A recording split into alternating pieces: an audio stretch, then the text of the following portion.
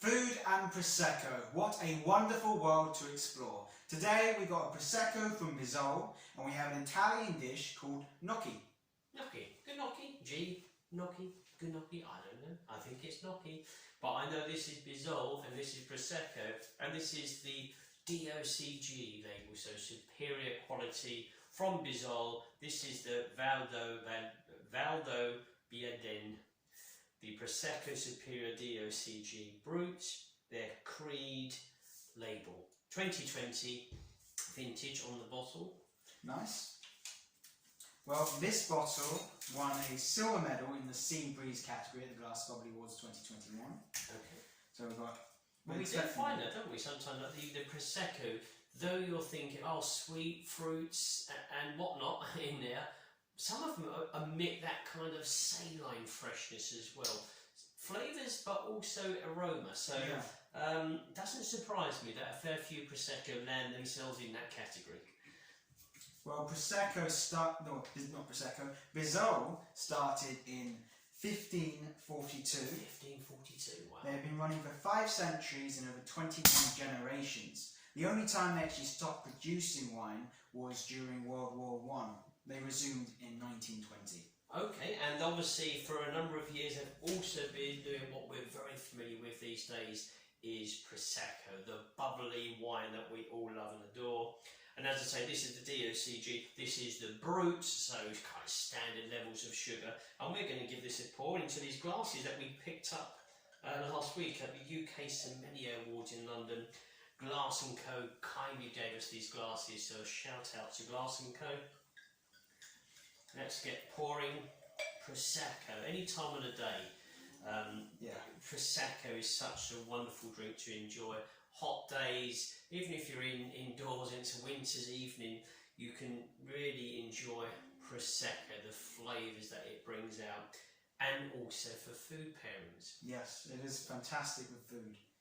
So here we go with the Bisol. And they've got lovely vineyards in that region. They've got a plot up in the Cartizze region, which is the prime spot of Prosecco. They have a wonderful kind of bench with seats around it that you can enjoy some Prosecco overlooking the beautiful scenery that is the Prosecco region. I'd say for me there's some lovely ripe green fruits, some white floral, and I'd also say whetstones. Whetstones, a touch of mineral, so maybe that's where that kind of saline, that whetstone character is coming in. I've got the floral, yellow floral, white floral, maybe even yellow rose petals on there. A touch of the fruit, the flesh of apples and pears in there.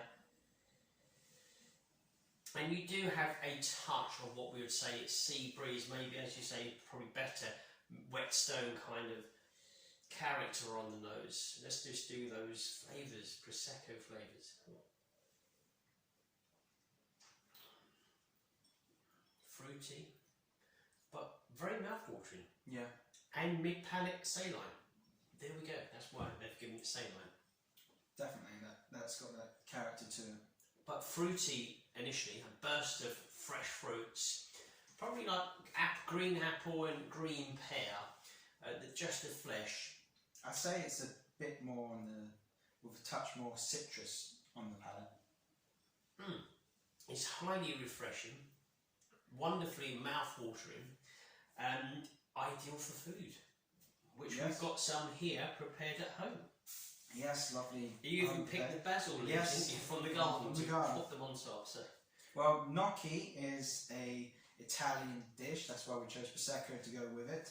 It first originates during the Roman times. The Roman legions brought back a sort of recipe similar to it from Europe over into Italy, but it wouldn't sort of become what it is today until the potato was brought over from America to Europe.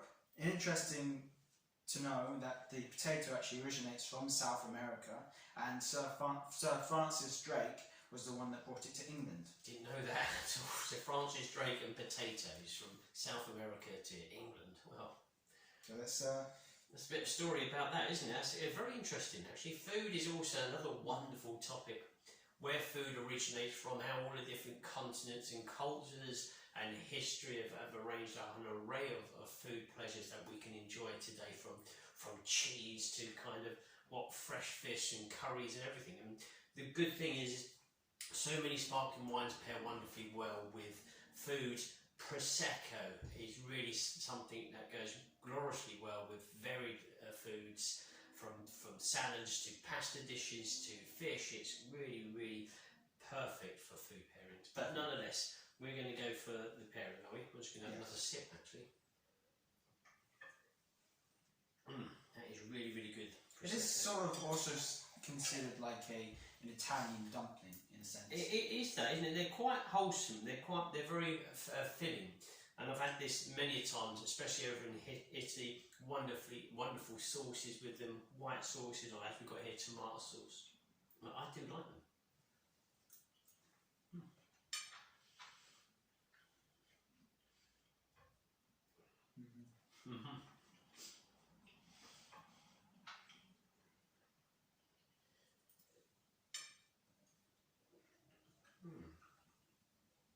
Well, very easy dish, as in on the palate, not overly expressive with too many deep flavours.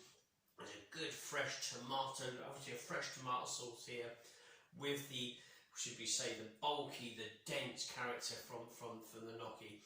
When the wine comes in, it pushes it all aside. A big burst of fresh fruit flavours, palate cleansing, takes away all the flavours, enhances the Prosecco flavours.